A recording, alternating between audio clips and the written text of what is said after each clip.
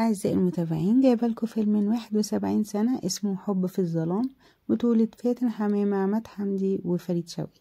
فيلم بيحكي عن قاسم وأحمد، إخوات من الأب، عايشين مع بعض في بيت واحد مع مامة أحمد، لكنهم مختلفين تماما. فقاسم سلوكه مش سوي، بنشوفه بيسرق من الدرج 100 جنيه من فلوس أخوه عشان يلعب بيها قمار، ويلعب طبعا بيروح يلعب بيها وبيخسرها. لكن تاني يوم الصبح بيروح أحمد لوالدته ياخد الفلوس من الدرج، بيلاقيهم 300 مش 400، يعني ناقص 100 جنيه.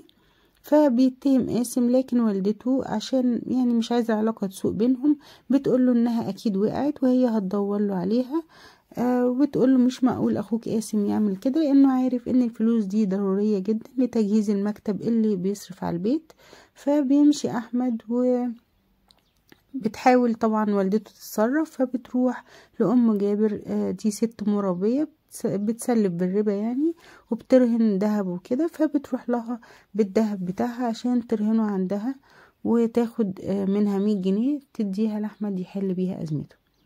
بعد كده بنشوف مشهد لنعمة، ونعمة دي بنت جميلة بتشتغل مدرسة وعايشة مع والدها وأختها الصغيرة، وهي اللي بتصرف على البيت، وجيرانها وزمايلها كلهم بيحبوها. ونلاقيها إنسانة عطوفة ورقيقة بتعطف على شخص مسكين شحات وكفيف البصر، ودايما وهي بتعمل أكل بتعمل حسابه في وجبة بتنزلها له. وبعد كده وهي نازلة على السلم عشان تديله الوجبة بتاعته، بتلاقي والدة أحمد بتقابلها على السلم وبتسألها على أم جابر، بتقول لها إنها راحت مشوار وزمانها جاية، وبتعرض عليها إن هي تستناها عندها لحد ما تيجي. بتوافق والدة أحمد وبتشكرها جدا. وبعد شوية بتيجي أم جابر وبتدخل لها، بتديها الدهب بتاعها وبتطلب منها 100 جنيه. فبتخليها أم جابر تكتب في الدفتر اسمها وعنوانها والحاجات المرهونة والمبلغ اللي خدته. وبعد كده بيرجع أحمد البيت، فبتقنع والدته إنها لقت 100 جنيه في البيت وبتديها له. بعد كده بنشوف قاسم وهو مع صديقته الرقاصة بيطلب منها فلوس سلف عشان يلعب بيها قمار ويكسب. فهي مش معها فلوس، ولكن عشان هي بتحبه بتديله الاسورة بتاعتها وبتقوله انها ممكن يرهنها عند ام جابر. وفعلا بيروح، وبرضو ام جابر بتخليه يكتب بياناته في الدفتر وايه الفلوس اللي خدها. فاول ما بيمسك الدفتر بيقرا طبعا اسم مرات ابوه والحاجات اللي هي يعني رهنتها. وبرضو بيروح يلعب قمار، وبرضو بيخسر كالعادة، فبيضطر يستلف من واحد صاحبه فلوس وبيكتب له شيك وعشان يكمل لعب. بعد فترة بنشوف أحمد وهو جاي بيفرح والدته بأن جاله شغل كتير في المكتب لمدة 6 شهور قدام، وطبعا جاله رزق كتير جدا. بتفرح والدته بتقوله إن نفسها تفرح بيه ويتجوزه، بتكلمه عن نعمة وعن جمالها وأخلاقها. وبيجي قاسم في اللحظة دي وبيعرف ان طبعا احمد معاه فلوس، فبيقوله انه المفروض يبقى شريك معاه في المكتب. فلانه عرف ان مرات ابوه راحت لام جابر رهنت عندها الذهب اللي ابوه كان جايبه لها، فيبقى كده من حقه يبقى شريك بفلوس ابوه. طبعا احمد بيتخانق معاه وبيقوله يبقى انت كده اللي سرقت الفلوس، عشان كده والدته اضطرت تروح يعني ترهن الذهب عشان تجيب 100 جنيه. وبيزعل من والدته انها راحت للمرابية، وبيطلب منها عنوانها عشان يرجع لها ذهبها ويفك الرهنية.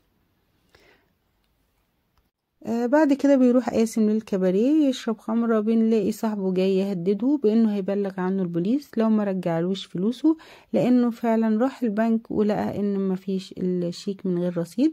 بيخاف قاسم جدا، فبيضطر يروح لأم جابر يسرقها عشان ما يتسجنش.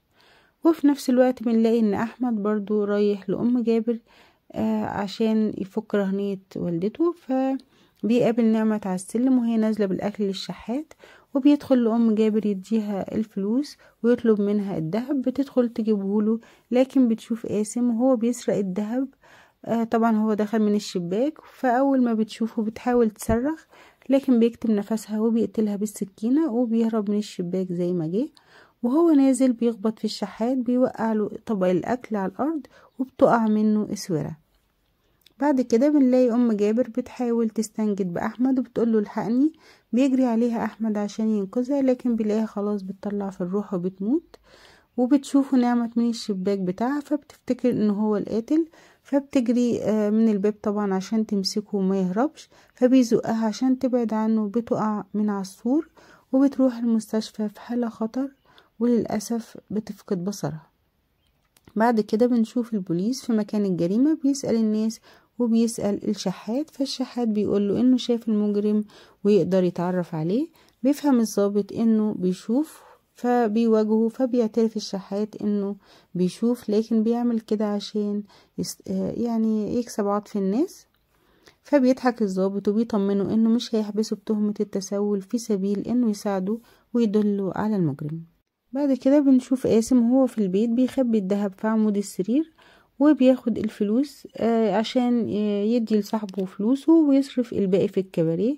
ولسوء حظه بيكون في ضمن الفلوس في فلوس مزورة، فطبعا بيبلغوا عنه البوليس وبيجي يقبض عليه. بنشوف احمد وهو تعبان جدا، ضميره مأنبه، وبيقرر يروح يبلغ عن نفسه. فبيحكي لوالدته ايه اللي حصل، فبتقوله ان سجنه مش هيفيد حد، لكن ممكن يصلح اللي عمله بطريقة تانية، انه يشغل والد نعمت في المكتب عنده، لانه طبعا هم فقدوا مصدر رزقهم، وانه كمان يتجوز نعمت. وفعلا بيشغل والدها عنده، بيطلب منه انه يتجوز نعمت، لكن نعمت بترفض وبتقوله انها مش عايزة تتجوز شفقة او عطف من حد. لكن احمد بيقنعها وبيقول لها ان هو بيحبها من زمان، بس كان مستني الوقت المناسب. بتفرح نعمت بالكلام ده وبيتجوزوا وبتحبه جدا وبيعيشوا سعداء. لكن نعمت بتطلب من احمد يوديها للدكتور عشان تعمل عملية وتشوف. طبعا احمد بيخاف جدا، فبيرفض بحجة انه خايف عليها من العملية، وكمان انه خايف لو شافته ما تحبوش، لانها اكيد رسمله صورة جميلة في خيالها، فيخاف لو شافته شكله ما يعجبهاش وما تحبوش. بتقنع نعمت بانها بتحبه بقلبها مش بعينيها، لكن برضو بيرفض. بعد كام يوم بنلاقي احمد بيضطر يسافر اسبوع لظروف شغله، فبتنتهز نعمة الفرصة، بتروح هي والدها للدكتور وبتعمل عملية، وفعلا بتفتح وبتفرح جدا انها تشوف احمد. والبوليس اول ما بيعرف ان هي خلاص بقت تشوف بيجيلها وبيسألها عن شكل المجرم ومواصفاته، فبتقول لهم عن مواصفات، بس بتكون مواصفات عامة يعني مش بيقدروا يحددوا منها. فبتقول لهم انا لو شفته هعرف اطلعه من بين مليون. والمفاجأة اللي بتحصل ان احمد بيرجع والبوليس موجود، واول ما نعمت بتشوفه بتقول هو ده المجرم، وبيقبض عليه طبعا البوليس. بتزعل نعمت جدا لما بتعرف ان ده احمد جوزها اللي سلمته للبوليس، وبتحاول تنكر انه هو، لكن الضابط بيضغط عليها فبتعترف انه هو، وبيوروه للشحات، لكن الشحات بيصر انه مش هو وانه واحد تاني خالص. بتروح نعمت تقعد في بيت والدها لانها بتكون مكسوفة من والدة احمد، لكن والدة احمد بتروح لها وبتقول لها ترجع بيتها لانها ما كانتش تقصد اللي حصل ده، وبتديها مفتاح البيت وبتقول لها انها تروح هي ووالد نعمت لمحامي عشان يخرجوا احمد من الموضوع. بتوافق نعمت وبتاخد شنطتها عشان ترجع لبيتها، وبيشوفها الشحات بياخد منها الشنطة عشان يساعدها ويوصلها للبيت. واول ما بيروح معاها البيت بيشوف قاسم جوه البيت، وقاسم بيكون طلع من السجن وراح البيت عشان ياخد الذهب اللي مخبيه. فبيقول لها الشحات ان هو ده المجرم، فبتقول له يروح بسرعة ينده للبوليس، وهي هتحاول تعطل قاسم. وفعلا بتفضل تتكلم معاه عشان تعطله لغاية ما البوليس بيجي وبيقبض عليه، وبيطلع احمد براءة، وبينتهي الفيلم على كده نهاية سعيدة، واتمنى لكم مشاهدة ممتعة. سلام.